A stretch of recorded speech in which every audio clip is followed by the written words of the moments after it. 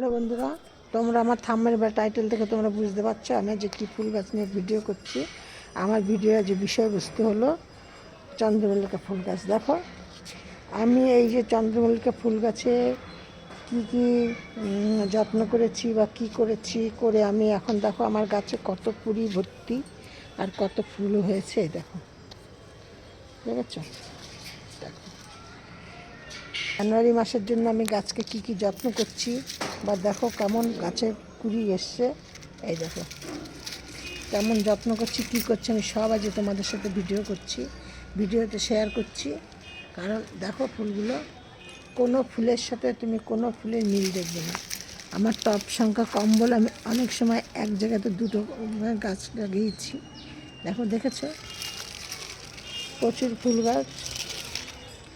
আর যার নাকি এখনও গাছ ধরো ঝাঁকালো করতে পারোনি সে কিন্তু এখনও করতে পারো, কেন এখনও তোমরা এই ফুল মোটামুটি জানুয়ারি মাস, ফেব্রুয়ারি মাস, এপ্রিল মাস, মে মাস পর্যন্ত গিয়ে তোমরা ফুল পাবে। আর এছাড়া চন্দ্রমল্লিকা ফুল গাছ কিন্তু তোমরা 12 মাসই কিছু না কিছু তোমরা করতে পারবে। যেমন তোমাদের একটা গাছ দেখাচ্ছি, এই যে দেখো, এই যে আমার এই চন্দ্রমল্লিকা ফুল গাছটা কিন্তু 12 মাস হয়। এই গাছটা দেখেছো, আমার একটা সাদা ফুল গাছের, সাদা টগর গাছের টবের মধ্যে রয়েছে। এই গাছটা আমার 12 মাস কিছু কিছু কিছু কিছু করে ফুল দেয়। মানে ফুলটা খুব বেশি বড় হয় না তখন, কিন্তু সমানে ফুল দুটো চারটে হয়েই যায়। এইটা কিন্তু 12 মাস কিছু না কিছু ফুল আমাকে দিয়েই যায়। কিন্তু আমি এই গাছটাকে এখন পর্যন্ত আমি গাছটা কোনো ফুল নেবো না, আমি এখনও পিঞ্চিং করে দেবো। এই দেখো দেখেছো, আর পিঞ্চিং যখন তোমরা করবে গাছে ঠিক কেমন পজিশনে পিঞ্চিংটা করবে দেখো, তোমাদের দেখাচ্ছি। এই যে ঠিক এইখানে, আচ্ছা আমি এটা বাইরে নিয়ে আসছি, নিয়ে এসে তোমাদের দেখাচ্ছি। এই গাছটার থেকে, এই গাছটার থেকে কিন্তু আমি অনেকগুলো গাছ তৈরি করেছি। হ্যাঁ, এখন আমার এই গাছটা দেখো, দেখতে পাচ্ছ কতটা ঝাঁকালো বা কতটা। এখন আমি করব এই যে ঠিক এই জায়গাটাকে এরকম পিঞ্চিং করে দেবো, আমি এখনও করে যাবো। এখন আমার এই গাছটা কিন্তু ফুল আসেনি, কুড়ি আসেনি। এই যে এই যে প্রত্যেকটা ডগাকে আমি এরকমভাবে করেই করে দেবো। তা প্রত্যেকটা ডগা যদি তোমরা এইভাবে করে পিঞ্চিং করে দাও তাহলে কিন্তু পুরো মানে একভাবে গাছটা খুব সুন্দর বড় হবে। আর যদি একটা করো তাহলে সেইটা, আরেকটা না করলে সেইটা মানে গাছ ডালটা বড় হয়ে যাবে, তাহলে দেখতে তোমাদের ভালো লাগবে না। দেখেছো কতগুলো আমি করলাম। ঠিক তোমরা এখনও কিন্তু এইভাবে এগুলোকে পিঞ্চিং করতে পারো। এই গাছগুলিতে দেখো কত ফুল, মানে ফুল, কিছু গাছে ফুল ফোটা শুরু হয়ে গেছে, কিছু গাছে কুড়ি এসছে, কিছু গাছে এখনও আমি কাটাই ছাটাই পিঞ্চিং করছি। মানে এক একটা গাছের এক এক রকম।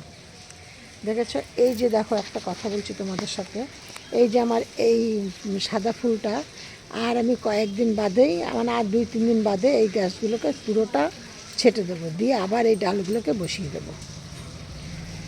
ঠিক আছে, দেখো আমার এই গাছটা কত ফুল এসছে। আমি এর আগে অনেকগুলো 2-3টে ভিডিও করেছি তোমাদের সাথে, কিন্তু আমি এই গাছটা আমি তোমাদের সাথে শেয়ার করিনি, আজই করছি। মানে এই ফুলগুলো ফোটার জন্য আমি অপেক্ষা করছিলাম।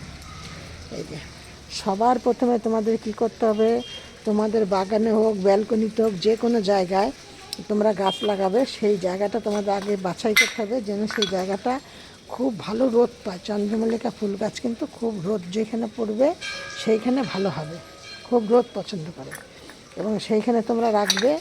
আর কি করবে তোমরা, মানে সামনে জানুয়ারি মাস, এই জন্য তোমাদের হচ্ছে কিছু ফুল এই সময় ফুটবে, কিছু ফুল আবার জানুয়ারি মাসে, ফেব্রুয়ারি মাসে, মার্চ মাসে ভালো ফুল পাবে। তার জন্য আমি কি বলছি, আমি যা করছি এই যে আজকে, তোমরা জানি না তোমরা, মানে তোমাদের আমার দেখানো হলো না এটা, আমি আজকে প্রত্যেকটা গাছের গোড়ায় একটু একটু করে গোবর সার দিয়ে দিলাম, প্রত্যেকটা গাছের গোড়ায় দিয়ে। দেখো এই যে গাছের গোড়ায় সব জল দিয়ে দিয়েছি। এবার গোবর সারটা দেওয়ার আগে তোমরা কি করবে, গাছের গোড়ায়, গাছের গোড়াটাকে ভালো করে একটুখানি খুঁড়ে নেবে, মানে সামান্য একটু হালকা হালকা করে খুঁড়ে নেবে, যেন শেকড়ে আঘাত না লাগে। সেইভাবে করে তোমরা করে নেবে, নিয়ে তারপরে তোমরা এক মুঠো করে গোবর সার দিয়ে দেবে। আর এই গাছে এখন আর কিচ্ছু দেবে না, কারণ গোবর সারটা দেওয়ার কারণ হলো অতিরিক্ত ঠান্ডা পড়েছে, রোদের তেজটা কম, গাছের গোড়ার শেকড়টাকে একটু গরম রাখতে হবে, এই জন্য তোমরা এখন দেবে। আর যদি রোদ উঠে যায় তাহলে কিন্তু আর দেবে না, যারা এখনও দাওনি যদি রোদ ওঠে তাহলে দেবে না। তারপর আমি কি দেবো, আমি এবার তারপরে এইটা দিয়ে দিলাম, দিয়ে মোটামুটি আজকালের মধ্যে কাল পরশুর মধ্যে আজকেই মানে মোটামুটি একটু রোদের তেজ হয়ে গেছে, দিয়ে নিয়ে এরপর আমি কী দেবো, স্রেফ খোল ভিজানো জল, বাদাম খোল আর সর্ষের খোল 3-4 দিন আগে ভিজিয়ে রেখেছি, রেখে সেই জলটা শুধু গাছের গোড়ায় দেবো, একদম যত পাতলা করে দিতে পারো, মানে 200 গ্রাম জল 20 লিটার জলের মধ্যে আমি ভিজিয়ে রেখেছিলাম, যে তার মধ্যে আরও 1 লিটার 2 লিটার জল দিয়েছি, দিয়ে সেইটাকে আরও পাতলা করেছে, মানে ধরো 25 লিটার জলের মধ্যে 200 গ্রাম খোল দিয়ে সেই জলটাকে আমি প্রত্যেকটা গাছের গোড়ায় দিচ্ছি। শুধু দেখো ফুল কালারগুলি দেখো, দেখেছো? তোমরা আমাকে শুধু বলবে যে কালারগুলি সুন্দর কিনা। আর এই যে দেখেছো, আমার জায়গা নেই বলে, মানে একটা জায়গার মধ্যে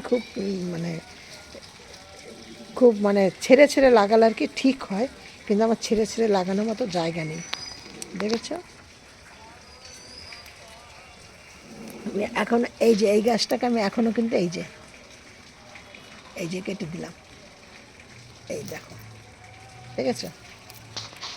এরকম করে প্রত্যেকটা গাছের গোড়াকে আমি যখনই আসি, যখনই দেখি গাছের এরকম হচ্ছে, আমি গাছের একটা না দুটো করে আমি এরকম করে দিই। আর এই চন্দ্রমল্লিকা ফুল গাছে কিন্তু প্রচণ্ড হারে, এটা হলো গিয়ে হলুদ পদ্ম ফুল গাছ, আমার গাছটা কেমন হয়ে গেছিলো, দিয়ে এই যে দুটো কলম বেঁধেছি, কলম দুটো কিন্তু হয়ে গেছে, আমি কলম দুটোকে এবার মানে পরে করব, আরও 2-4 দিন যাক, তারপরে আমি কেটে অন্য জায়গায় বসিয়ে দেবো, কারণ গাছটা আমার সেরকম ঝাঁকালো করতে পারে না, একটা ঠ্যাঙের কাঠি মতো হয়ে গেছে, ওই জন্য। এই যে এই ফুলটা দেখবে একটু কিন্তু হলদে হলদে মতো হবে, দেখলে বুঝতে পারছো। আবার দেখে এই ফুলটা একদম সাদা ধবধবে হয়েছে, দেখেছো? তোমরা শুধু এইভাবে, আমার জায়গা কম বলে, আর তা নাহলে আমি আরও সুন্দর করতে পারতাম, আরও সুন্দর ঝাঁপালো করতাম বা কোনো করতাম। দেখে এই গাছটা আমার কত কুড়ি এসছে, ঠিক আছে? তোমরা শুধু জানুয়ারি মাসের জন্য তোমরা গাছকে, চন্দ্রমল্লিকা ফুল গাছকে এখনও যাদের গাছে, যেই গাছে কুড়ি আসেনি সেই গাছে পিঞ্চিং করে দাও, দেখো এখনও ঝাঁপালো হবে। পিঞ্চিং করার পরে দেখি তো এটা, এইটাকে, এই দেখো এইটাকে এখনও কুড়ি আসেনি, এই যে পিঞ্চিং করে দিচ্ছি। যেই গাছের পিঞ্চিং হয়নি, মানে কুড়ি আসেনি, সেই গাছে তোমরা এখনও পিঞ্চিং, আর পিঞ্চিং করার কিন্তু একটা নিয়ম আছে।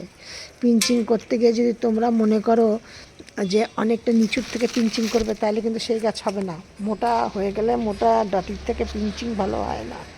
পিঞ্চিং করতে হবে একদম ডগার দিকে, যে সত্য মাথাটা, সেই মাথাটাকে পিঞ্চিং করতে হবে। এই দেখো, সেই সেই ডগাটাকে পিঞ্চিং করতে হবে, তাহলে প্রচুর পরিমাণে ডালপালা বেরোবে।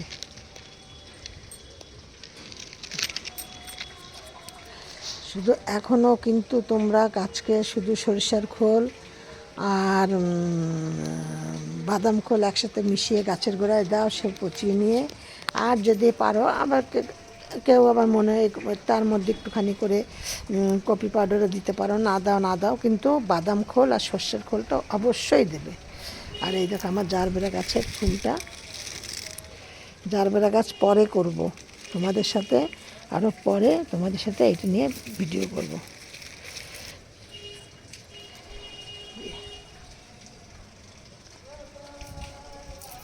সব ভিডিওর মতো তোমাদের আজকে বলছি, তোমরা সব ভালো থাকো, সুস্থ থাকো। নেক্সট এরপরে তোমাদের দেখাবো আমি পেঁয়াজ গাছ করেছি, পেঁয়াজ গাছ নিয়ে সেই ভিডিও নেক্সট দিন করব তোমাদের সাথে। আর যেটা তোমাদের বলতে ভুলে গেলাম, গাছকে সপ্তাহে 1 দিন করে স্প্রে করো, কিন্তু নিম তেল দিয়ে অথবা নিম পাতা সেদ্ধ করে সেই জলটা দিয়ে, স্প্রে না করলে কিন্তু তোমরা যতই পিঞ্চিং করো, যাই করো আর না করো, গাছে পোকা ধরে গেলে কিন্তু কোনো গাছ তোমাদের সেরকম ভালো রেজাল্ট দেবে না। এই জন্য তোমাদের গাছকে কিন্তু পিঞ্চিং মানে নিম তেল দিয়ে বা নিম পাতা সেদ্ধ করা সেই জলটা দিয়ে তোমাদের স্প্রে করতেই হবে। আরেকটা গাছ দেখো, আমার এই গাছটাতে এইভাবে, আবার দেখো এইখান থেকে আবার গাছ হচ্ছে। তোমাদের বলছি না, গাছ তোমরা যে ঠিক মতো যত্ন করতে পারো, তোমাদের গাছ একদম মোটামুটি এপ্রিল মে মাস পর্যন্ত পুরো দমে তোমরা ফুল পাবে। নেক্সট ভিডিও, এই এত ঠান্ডায় সবাইকে বলছি সব ভালো থাকো, সুস্থ থাকো। নেক্সট ভিডিও আবার অন্য কিছু।